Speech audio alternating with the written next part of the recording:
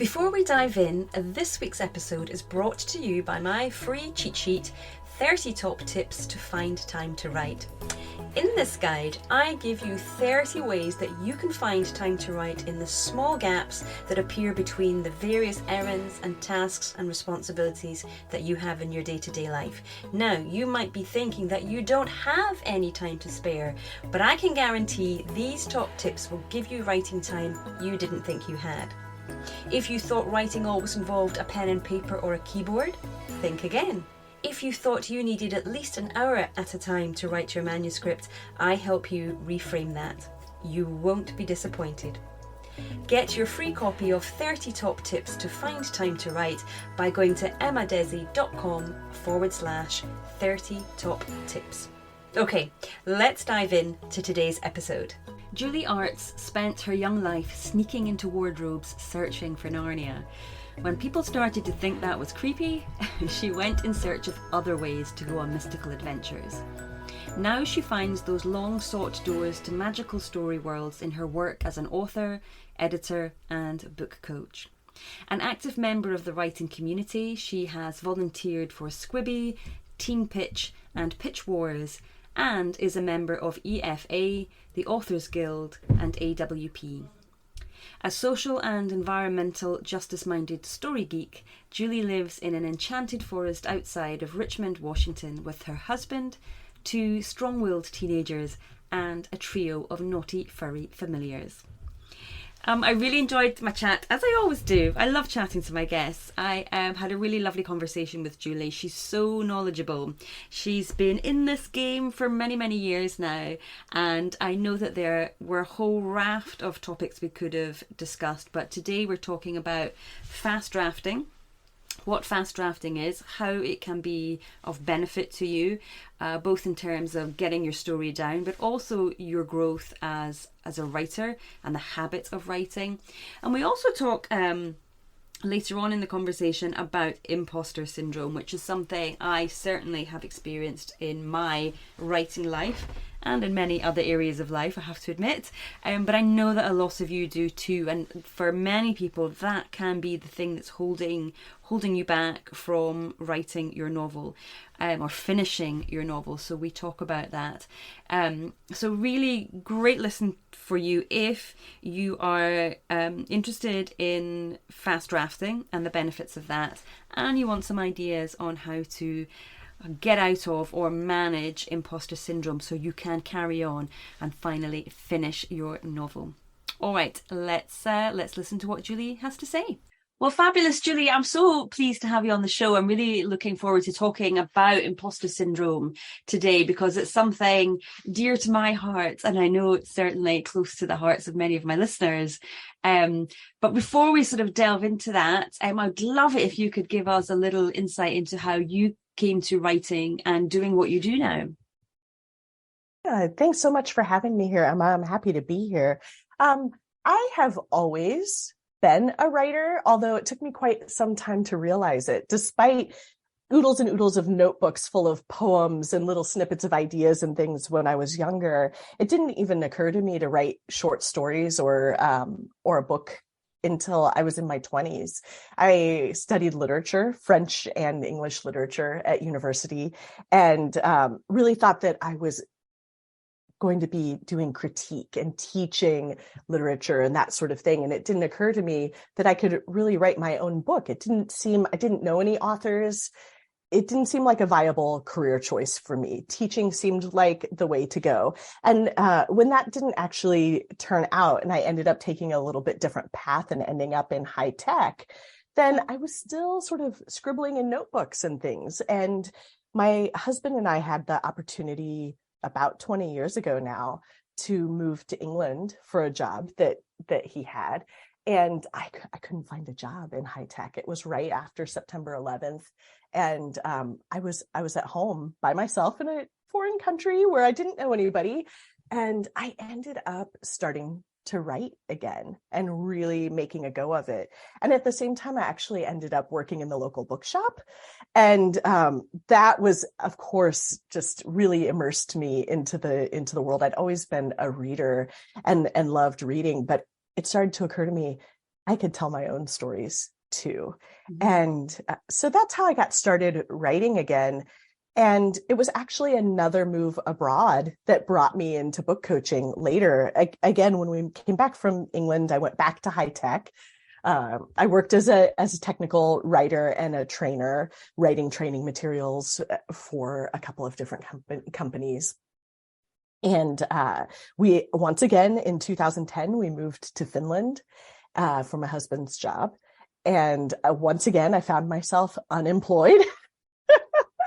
And I started off actually doing a few marketing plans for some smaller companies, just as a freelancer, doing a couple of PhD dissertations for friends of mine that needed help editing. And I started to get the feedback, wow, you're pretty good at this. And I thought, yeah, well, I mean, I've got this background in communication, in writing and editing. And I'm really burned out on high tech, on working in a corporate setting. What else can I do with this? And I started helping friends edit their novels. And again, got even more positive feedback. You give really good feedback, Julie. Why don't you make a business of this? So I did. So I've been doing this work since 2013. And in that time, I've helped a lot of authors not just address the craft issues in their books, but really the mindset issues, those doubt demons that come up and keep us from feeling like we're able or capable of writing our stories. And so I guess that's what I'd love to talk about today. Yeah. Oh, you've had an interesting time then. It's amazing how when your life's kind of uprooted, even if it's temporarily, it's almost like a catalyst into something new. It gives you a new freedom that you don't have when you're in the day-to-day grind of family life, that suddenly new possibilities open up and you can shift the way that you think and work in your day-to-day life. And so how wonderful that you got to start writing when you were in the UK and also working in a bookshop, a local bookshop. That's lovely. I volunteered in a little secondhand bookshop a few years ago, and just being surrounded by all those books, it does something. It's like sort of immersing yourself in literature in a way. And when on quiet days, I deliberately chose a Monday to volunteer because it was the quietest day and I could sit at the desk and write. And so I took that opportunity to do writing as well. Did you enjoy working in the bookshop? Was it sort of interesting seeing how other people approach books and their reading material? Yeah, it was actually one of my favorite jobs ever. And we were lucky enough to be in a bookstore that did a lot of author events. So we would bring in an author, we would interview them.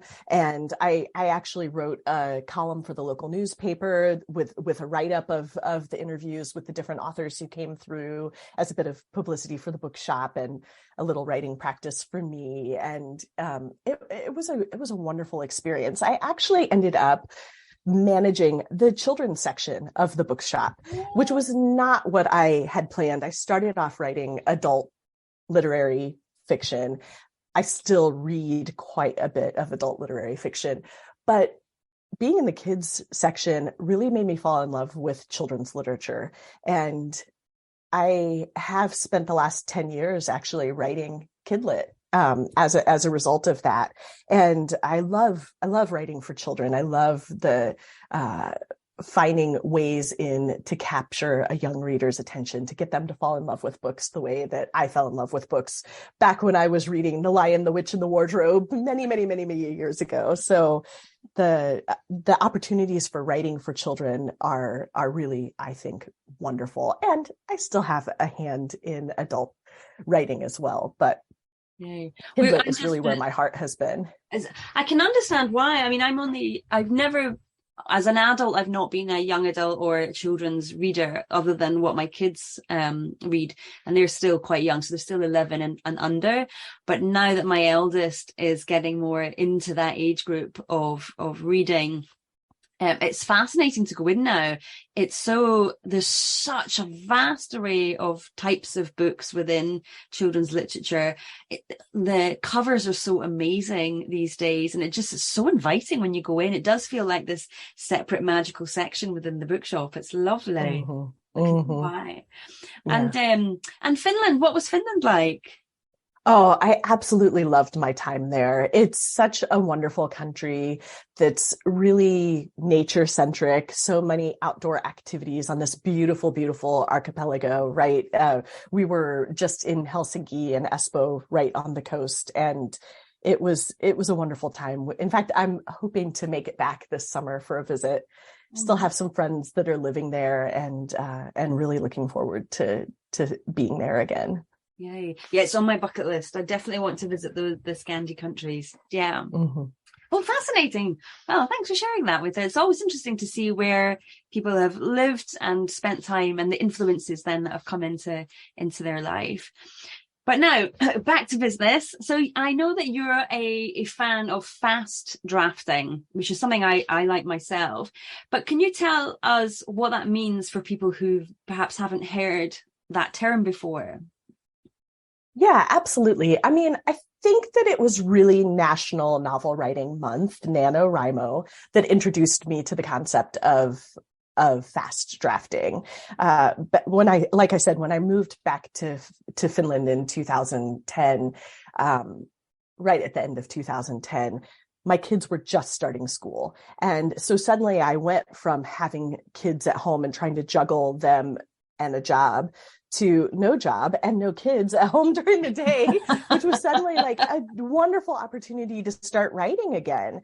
And I hadn't really written more than a blog post when the kids were at that younger age. You know, it was just really, really difficult to find the time. Mm-hmm. But so somebody told me about National Novel Writing Month in November of 2011, and I decided I would check it out. And the process that I went through that first year was so different than the novels that I had written when I was in my 20s, that had taken really just like years of agonizing. And I would go back and write and rewrite before I would move forward.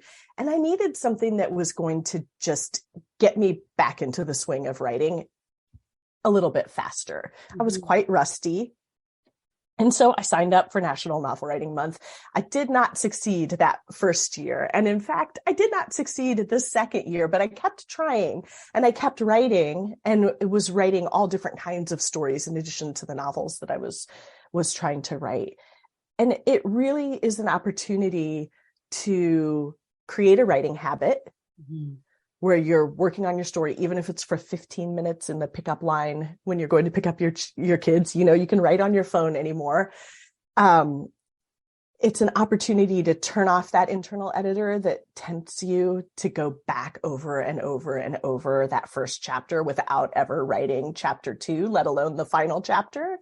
And it's just an opportunity to invest in yourself and your creativity as well. So I'm a nano rebel, what they call a rebel, which means I don't think you have to write 50,000 words in the month of November to quote unquote win. But I do think that there's a lot of value in saying, okay, for the next 30 days, I'm going to work on my book every day. Or if you have a busy family or work life and it's only on the weekends, whatever schedule you set up, being committed to showing up during that time and writing. Even when it's hard and even when you're busy, even when you're tired. You could probably hear I have a little bit of a cold this week, and I actually have started my NaNoWriMo preparations a little bit early because I'm excited about this new story that I'm working on. So I'm already showing up every day to write. I have some friends that we're checking in via Zoom at 11 o'clock every morning, and just taking that hour and a half and focusing on my writing during that time, no matter what happens. And I'm hoping to carry that through to the end of November. Yes. We were saying just before we came on air that, well, you were saying just before we came on air that you're really prioritizing your writing going forward, which is wonderful. And what a great way to kickstart that as well, by using NaNoWriMo to do that. And I love the idea too that you've got an accountability group, even be it remote, that you get together each day and just kind of egg each other on, keep each other going and motivated. Is it a big group of you? How does it work?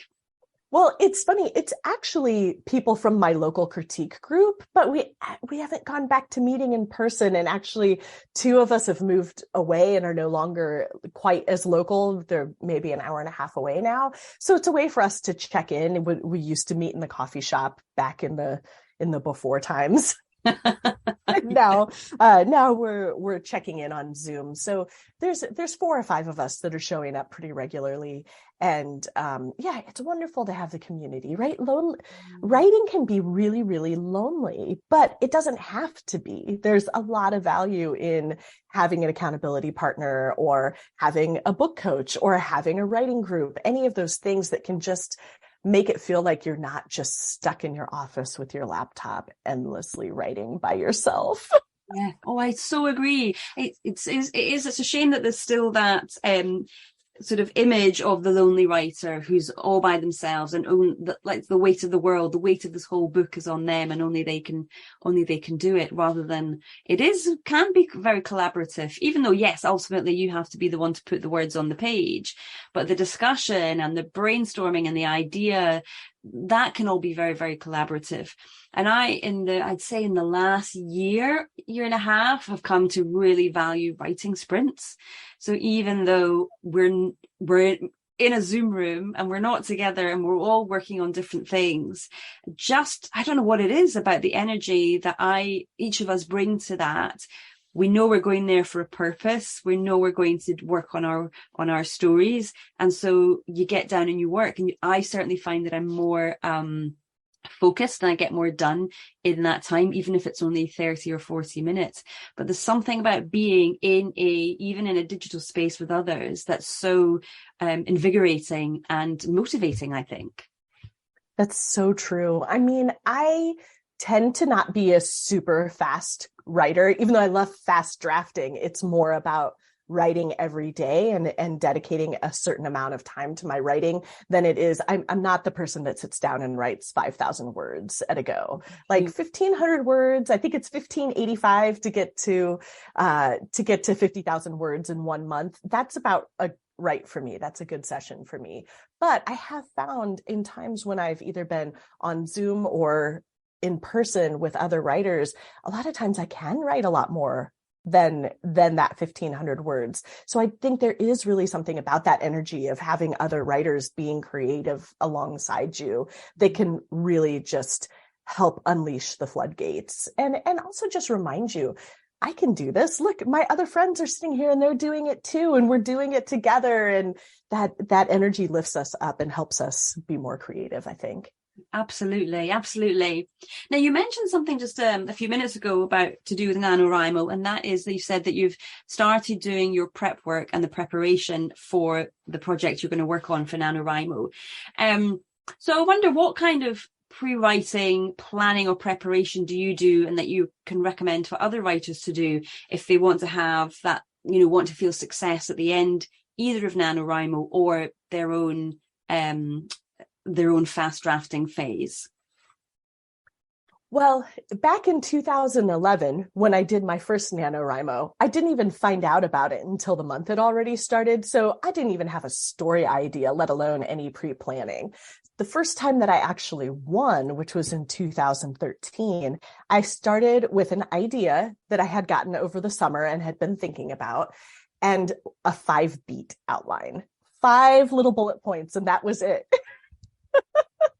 Now, I will say that each year that I've participated in Nano, and even for books that I've written outside of the fast drafting format, my pre-writing has really grown into quite a process where I will actually work on a book maybe for 6 months before I start writing, and then fast draft it in 4 to 6 weeks because I already know what I need to know about the character, whose point of views are going to tell the story, what world building. I write primarily fantasy, so what world building needs to be done before I can build out the story, and that really important connection between the plot, the character, and the world building, which really forms the foundation of the story. So as much of that as I can plan, I'll do that in advance before I start drafting. And that doesn't mean that I won't iterate through those things again and say, okay, I've learned a little bit about the character now that she's talking to me on the page. So now I'm going to go back and look at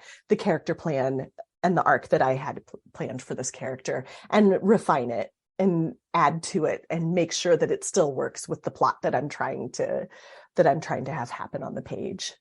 And so now that you're a few years on now from 2011, 2012, do you still, it sounds like you've evolved that 5 beat sheet to something more advanced. So do you now, do you outline each scene that you envisage for the book, or do you still keep it kind of perhaps maybe this is what's going to happen in Act 1, this is what will happen in Act 2, and this is what will happen in Act 3, or something in between? How detailed do you get, I suppose?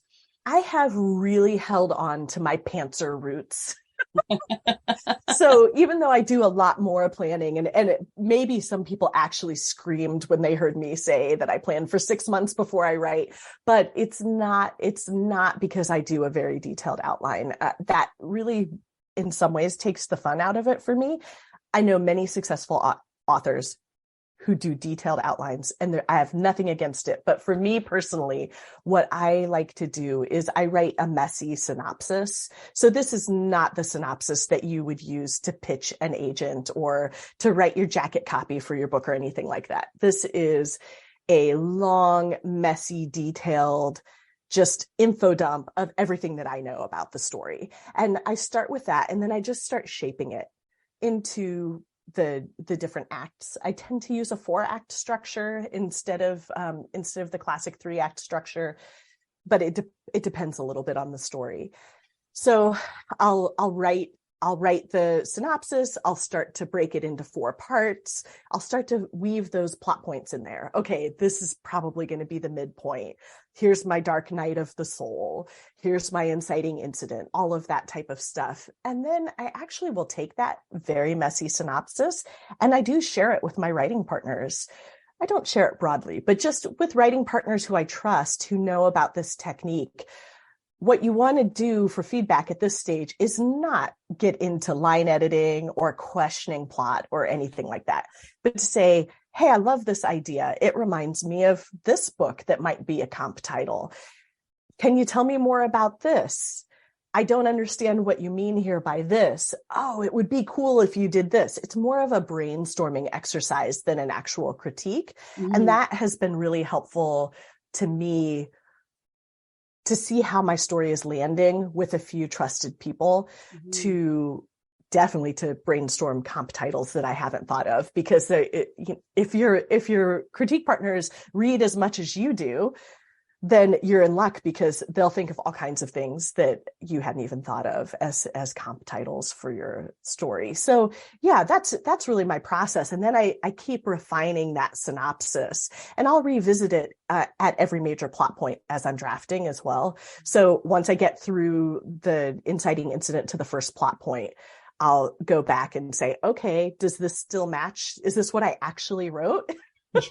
And how does the second act need to change based on what I discovered in the first act?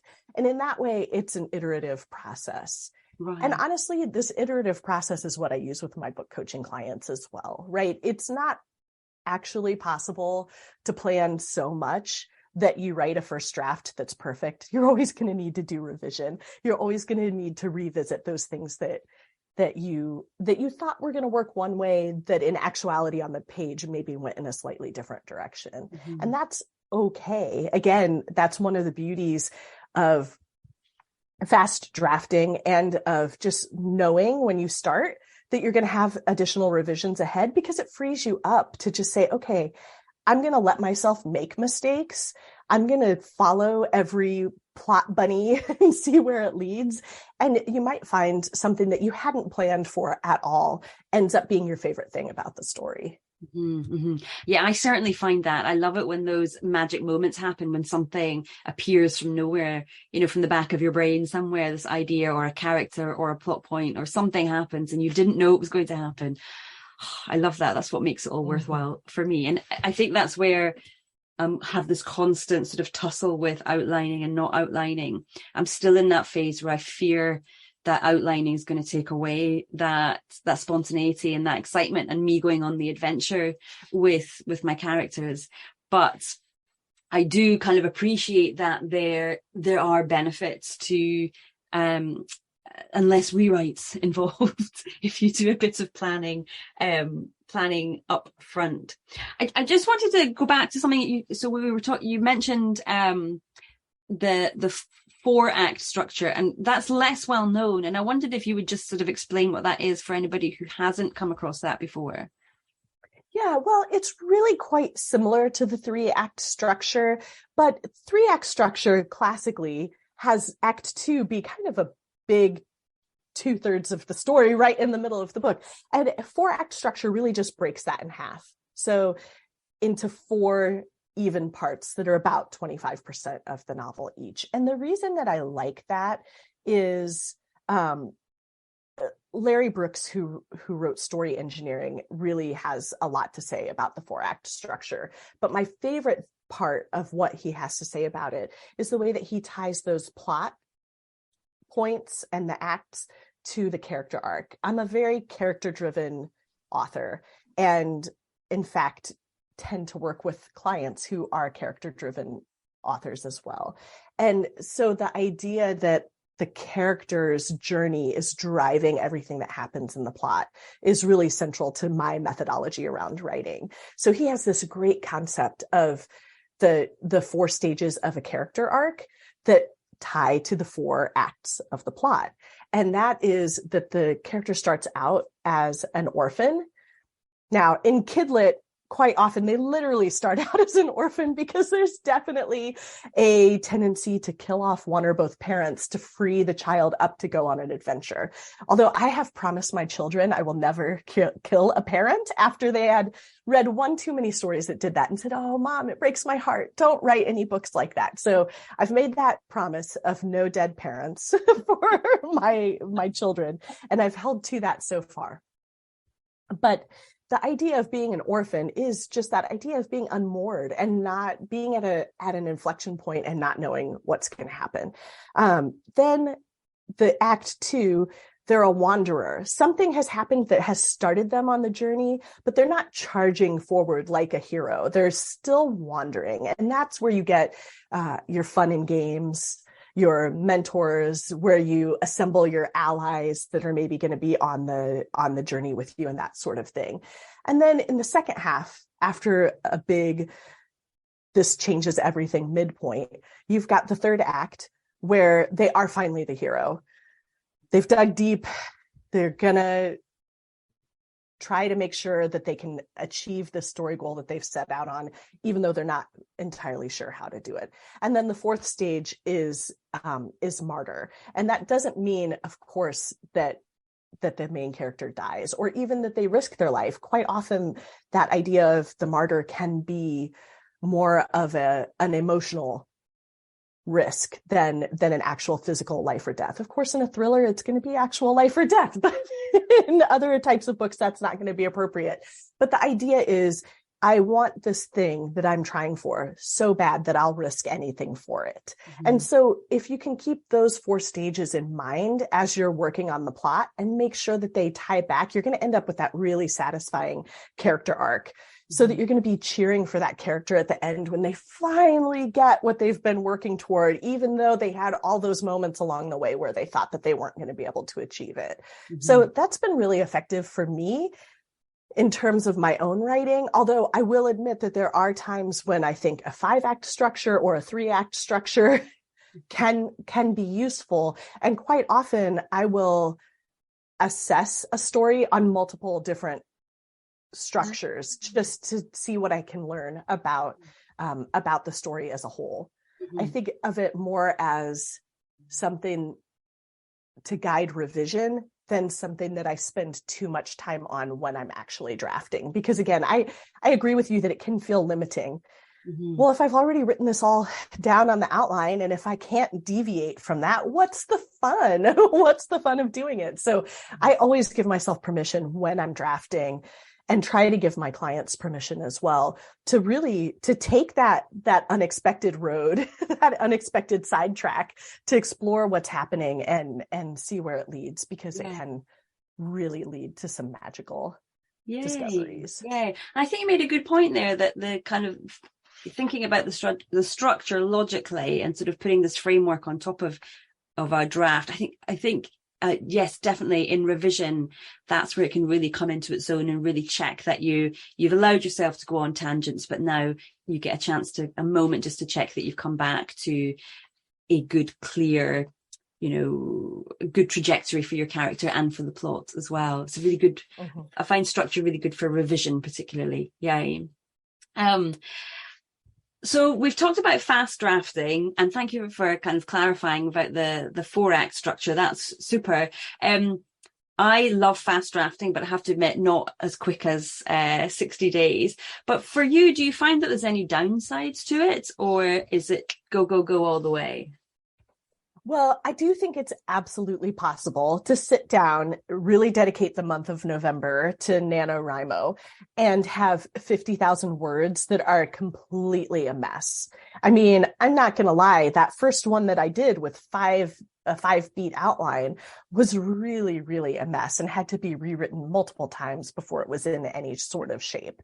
So I do think it's possible that you can sit down, and that desire to just get the words on the page and to see the little chart, word count chart go up on the trajectory that you had planned can make things very messy. And that's why I like to find a balance between planning in advance and fast drafting. And for me, I think it's much more reasonable for it to take 6 months or 6 weeks to 8 weeks to draft rather than 4 weeks. And so quite often my goal for NaNoWriMo, they also have what they call Camp Nano in April and July. If November is a busy time for you, especially for teachers, I find that November is a terrible time to try to write that much. But April or July could be better. And I quite often set myself a smaller goal. Like, for example, I do not have a goal of writing 50,000 words this month. I instead am just hoping to start to hear the voices of my 4 main characters. And even that's quite ambitious, because this is my first time writing 4 points of view. In fact, there might be 5. I'm still, there's a 5th one that's on the bubble. And getting all of those characters to talk to me is going to be quite a project. So there'll be a lot of just exploratory writing, possibly stuff that's not going to end up in the final manuscript, and that I'm not even intending for it to end up in the final manuscript. And so I think having that flexibility is really key. Yes. So to do that, to sort of get into that regular rhythm of writing over the month of November, and I talk a lot about muscle memory and how it does become easier as you get more practice. It feels less and less difficult. I sort of talk a lot as well too about this wall of resistance that goes up when I haven't been writing for a while and I'm feeling nervous about it. But once I get back into it, then this writing muscle does creep up and get stronger, I should say. It doesn't creep up, it gets stronger. Do you find the same thing? And do you have any rituals, say, or routines that help you to build that writing muscle as you go through the month? Yeah, absolutely. I love the idea of writing rituals. And one of mine is that I make myself a pot of tea. And I have my favorite writing tea mug. And I actually just realized I don't have them sitting on my desk today because I was in a hurry to get up here this morning. But yes, I'll have my pot of tea, and I'll have my tea mug, and then I'll have everything cleared off of my desk just so that it's a nice space to sit down and write. And that ritual tells my brain, okay, it's time to write. But the other thing that I do is I try to leave off in the middle of a scene at the end of each writing session so that I can come back and I know what to work on next. Because I think quite often people will get to the end of a scene and then the next day they're staring at a blank page. And oh my gosh, it takes a little while to warm up, right? To go to your muscle memory idea. It takes a little warm up, a little writing calisthenics. So if you leave yourself a sentence and say, here's what I've got planned to finish the scene tomorrow, then you're not starting with a blank page. And that can really help as well. But I do find that I write more words per hour toward the end of the month than I do at the beginning of the month. So it can be quite a slog maybe to even write 500 words in an hour at the beginning of the month, or of whenever the fast drafting has begun. And then the more I get into it, the faster that I can write, even if I'm not exactly sure what's coming next. And, that can be why the middle of the book can be so difficult to draft. You have a really good idea of the beginning. You probably have a little bit of an idea of where you're trying to end up. And then there's a whole bunch of stuff in the middle that has to get sorted out. And that can be really difficult to untangle. Yeah, that muddy middle, as people call it. And I think that is when our motivation and excitement for a project can really take a dip, because it is messy. It is where you've got to try and make sense of all the threads that you've started. And that's at the point, I think, and certainly I've experienced myself many times, that's when the imposter syndrome comes in. Because now you're thinking, oh, this seemed like a great idea. I thought I could do this, but now it's just a big mess. I don't think I can do this. Who am I to even try and attempt this? Is that something that you're familiar with, or your students are familiar with? Is that a time when imposter syndrome kind of does step in, or do you find that it's ever pervasive, that it's there all the time? How is it for you? I definitely think once the shiny new idea starts to tarnish a bit in that murky middle, that is definitely when the doubt demons can pipe up, right? Because you had this shiny idea, you're so excited about it, you get going, and maybe it's easy at first because you're introducing yourself and the world to this character and this new world that you've created, and isn't it exciting? And then you hit your first question that you can't answer. And then you think, why have I done this? Why did I even think I could do this? I can't do this. I can't write a book. Or maybe you're reading something really, really delicious and wonderful while you're writing, and you're like, I can never write anything this good. Or look what I'm writing. Look how bad it is compared to this polished book. All of those things are definitely maladaptive coping mechanisms, right? To deal with the very real fear of creating something new, right? There is fear, and it makes sense. Even when you've written 10 books, writing that 11th book is still going to be hard. It doesn't just become easy. It's always a process of birthing a new idea, right? There's a lot of hard work there. So I do think that imposter syndrome really kicks up in the middle, and at any point where you're struggling. Maybe, for example, something happens, and in the middle of your fast drafting, you have to take a week off. You get ill. You have a child who gets ill. You have a busy deadline at work. You take a week off, and you think, now I've lost my rhythm. I can't get back at it. What am I going to do? And the truth is, you just have to sit down and start your ritual over again. And maybe just like going to the gym, it might be a little hard if you've taken a week off, but also like going to the gym, your muscle will remember what to do and you'll be able to get through it. And the best way, I think, to silence those doubt demons and to really stop the imposter syndrome is just to keep your eye on your own paper. Don't compare your book to a published book that's been through 85,000 rounds of professional editing. Don't compare yourself to what your best writing buddy's doing, who's written twice as many words as you have, or has already finished and is already going back to revise. Just focus on you and your story and try to remember what made you excited about it in the first place. And that's a great time too to go back and revisit that messy synopsis that I was talking about earlier, to remind yourself of where you were headed with the story, to see what has changed, and maybe to look at the whole picture in a short form, which is a little bit easier to hold in your head all at once than to hold 50 or 70 or 100,000 words in your head all at once. Yes. Thank you for saying that, because I don't think enough new writers particularly sort of give themselves that moment of grace to realize it is a lot of words. There is a lot going on in a novel, and in being able to keep it all in your head, the backstory of everybody, what's happening in the story present, what it's going to mean for the future. That is a lot, and nobody can keep that in their head. So thank you for kind of pointing that out and reassuring novelists that that's totally normal. When you forget that something happened in your novel and it takes you by surprise when you reread it, that is perfectly not normal. If you forget a character's name because they've not been in it for a few chapters, that too is perfectly normal. These are kind of the very real ups and downs of managing this big wieldy document that we've got.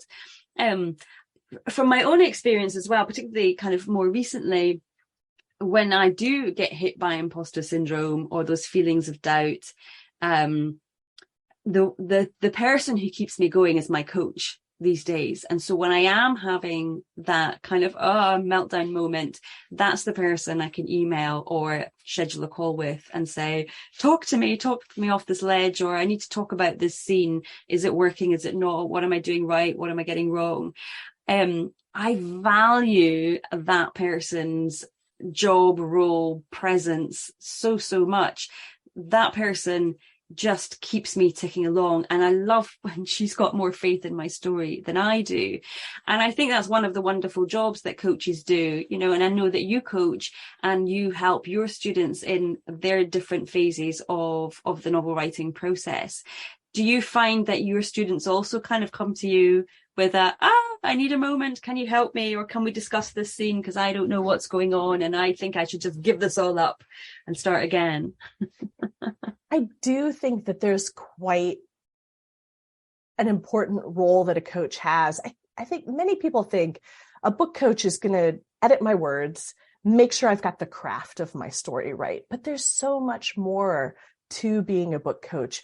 It's really the idea of holding this container and keeping the big picture in mind, even when the writer gets lost in the weeds, right? I think of myself as a big picture thinker. I am someone who is, to be quite honest, completely obsessed with story. So I find stories even in little things, like a trip to the grocery store. I've got a theme song playing in my head and I'm imagining this adventure that I'm going on. Will I find the perfect cucumber? I have no idea why I just said that, but you know what I'm saying? I can find a story in anything. And so that means when I'm working with a client, I can keep the big picture of their story in my mind and help them remember why they set out to write it, why it's important, and whether they're being really true to their story and themselves, or whether they're getting off track with distractions, with doubts. Like I said, a lot of distractions are actually ways of protecting yourself from the fear of writing, right? Because, I might get this wrong. It would be easier if I just didn't do it at all. But you can't get to the end of the story unless you push through those types of things. And that doesn't mean that you can't take a pause and say, okay, this feels really hard. I might need to go for a walk right now. I might need to go refill my tea, take a little breather. But then I'm going to get back to it. I'm going to remember what I loved about this story idea, and I'm going to keep writing forward. But the other thing that I think a coach can do is to remind writers that it is an iterative process. I mean, if you saw my first drafts, they are nothing like the final draft. My first drafts tend to be very much two floating heads talking with each other through the emotional arc of the story, and maybe some notes on action things, or like figure out the setting here, figure out the setting there. But I'm really trying to get that voice and that emotional arc on the page in my first drafts. They're very skeletal. That's why the 50,000 word goal of NaNoWriMo works well for me, even if I'm planning to write a 90 or 100,000 word story, because I've got a really skeletal first draft that I'm then going to go and flesh out in revision. But for me, in that first draft, it's just easier to try to get the voice right. Because going back and revising for voice is much, much harder than going back to revise for setting details. Yes. Yes. Oh, thank you for that. And so tell us a little bit about your coaching practice and who do you work with? For example, I work with first-time novelists, people who are trying to write that first one.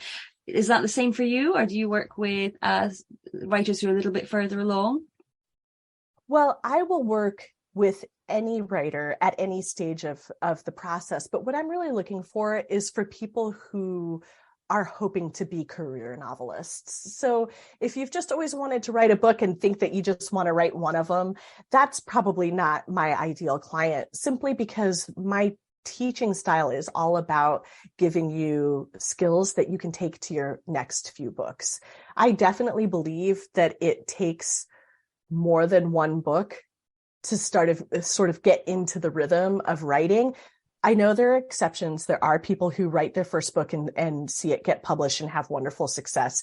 And I congratulate those people, but I think that many, many others write multiple books before they find the one that is gonna bring them success and find them readership. And so I want to support that journey, that multi-book journey and that career as an author. I do tend to really work with the speculative genres, sci-fi and fantasy, horror, but only in the middle grade space because I'm a little bit of a wimp and a scaredy cat. So I cannot do adult horror because I cannot read it. It gives me nightmares. And across middle grade, YA, and adult. The other thing that I really love to work with is memoir, especially in the women's empowerment and social and environmental justice space, which those are also themes that show up in the fiction that I tend to work on as well. But yeah, so a broad range, but maybe a more narrow focus in terms of what the author's career is going to look like and the themes that they're engaging with in their writing. Gosh, you're so busy. So not only you've got your own career to focus on, but you've also got your students and your clients who you work closely with, and you have a growing family. So tell me, how do you balance all of that? How do you manage to kind of get everything done, really? Well, I don't know that I actually get everything done. I don't know that it's possible, but what I do is I really am a very detailed scheduler. So I block chunks of time out. I mentioned earlier that I write every day from 11 to 12:30 with my writing friends Monday through Friday. And I've just got that blocked on my calendar. So that means I don't make a dentist appointment during that time. I don't make plans for a lunch with friends during that time. That is my writing time. And by the same token, I do the same thing. I work with my clients every afternoon, Monday through Thursday, where I'm reading their materials or I'm meeting with them on Zoom to talk about their stories. And I really try as much as I can to hold to that schedule because, again, it's the idea of ritual. So I know in the morning, this is what I'm working on. I know in the afternoon, this is what I'm working on. And I get into that rhythm. It doesn't mean that I'm not every once in a while reading a client manuscript at 8:00 at night or doing a little work on my own story on the weekends. But I do have two children as well, a 16-year-old and an 18-year-old, and they keep me quite busy, and a husband who I like to see occasionally, who also has a busy career of his own. So the more that I can block that time and really know when I'm going to show up for my writing, the better. And there have been plenty of times when I haven't had time to work on my writing except on the weekends. And that's okay too, right? Like I love a writing retreat, either with friends or just at home where I'll prepare all my meals and have them ready to go and just sit down. I did that this weekend, sat down in the morning and I wrote all day on Saturday. I was supposed to be at a writing retreat and I have this little cold that you might still hear in my voice. And I just didn't feel like I could go on the retreat. I was worried about getting my friends sick and wearing myself out. And I was so sad about it, but I came up with an alternate plan. So that I still got my words written, and I was finishing up a manuscript that a revision of a manuscript that I really wanted to get done so that I could change focus to this new story that I'm going to be working on. And so I couldn't let the cold get in my way finishing my project. And I finished Right. and sent the manuscript off yesterday morning. And I'm very happy that I was able to persevere, to change plans when life threw me a little curveball in the form of a little virus. And I stuck with it, and it didn't look quite the way I had planned, but I was still able. Yay. Congratulations on finishing that revision. Yeah. Yeah, thank you. So that I'm a big believer in scheduling as well. And again, I'm like you, my creative time is the morning. So I block out the mornings as much as possible to do my writing. And then in the afternoon, it's kind of all my client work and admin and all that kind of thing. And hopefully having some family and social life thrown in as well. But I do believe, it's very much about blocking time and setting those boundaries as firmly as you can. Of course, there's always going to be moments where you've got to compromise, but trying to hold firm on those helps things in the long run, helps with that bigger picture that we want for our futures.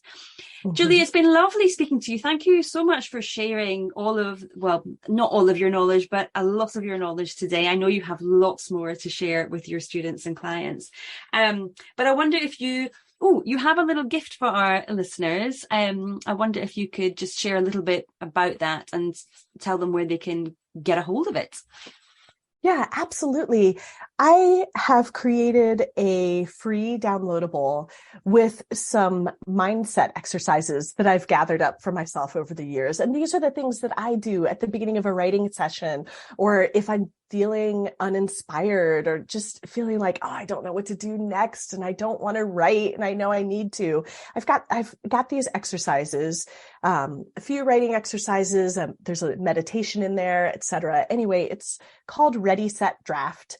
And it can just help you jumpstart your process and get to the writing, even when you're not feeling it. And I'll send you the link to put in the show notes, but you can find all of the things that I have available on my website, which is julieartz.com. Fabulous. Thank you. I'll definitely be linking to that. Well, lovely. Thank you very much for your time today. I really appreciate it. And hopefully we'll speak again soon. Yeah, absolutely. Thanks so much for having me. If you're a first-time novelist who is struggling to either finish your novel or get those revisions to where you want them to be, then I've got just the thing for you. I have a small group coaching program which runs over 12 months. And over the course of that program, I will help you fix those plot problems that you've been struggling with. I'll help you get under the surface of your characters so you really get to know them and what's driving them. And crucially for you, I give you that self-belief that you need to get you through the roller coaster that is writing a novel so that you can carry on, get to the end and get your book, your story out into the world so it can change people's lives. If that sounds good to you, if that is something that you'd be interested in doing, I know I can help you get to where you want to be.